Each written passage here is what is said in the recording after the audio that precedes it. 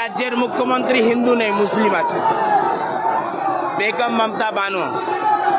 দেখছেন এই পুলিশ, এরা পুলিশ না, এরা পুলিশ। এরা এখন তৃণমূলের কর্মী সম্প্রদায় হয়ে গেছে। এদেরকে তো দিয়ে দিতে পারে না। পুলিশ কর্মীরা ভাবছে যদি ট্রান্সফার করে দেয়। আরে আমি সমস্ত পুলিশদের বলবো একবার ঘুরে দাঁড়ান, লাঠিটাকে একবার ঘুরিয়ে দিন। দেখুন দেখুন মমতা ব্যানার্জি কোথায় থাকে। আজকে আমরা বাংলাদেশি এমবেসি ঘেরাও করতে গেছি এই বাংলাদেশি যুবক দীপু দাসের হত্যাকাণ্ডে, সেখানে পর্যন্ত আমাদের গার্ড দিচ্ছে। আর মুর্শিদাবাদে মুসলিমদের ওই সভাতে বলছে কোনো যেন অসুবিধা না হয়। এই হচ্ছে আমাদের মমতা ব্যানার্জি। কিন্তু যখন পশ্চিমবঙ্গে যখন চন্দন দাস হয়েছে, দীপু দাস হতে বেশি দেরি নেই।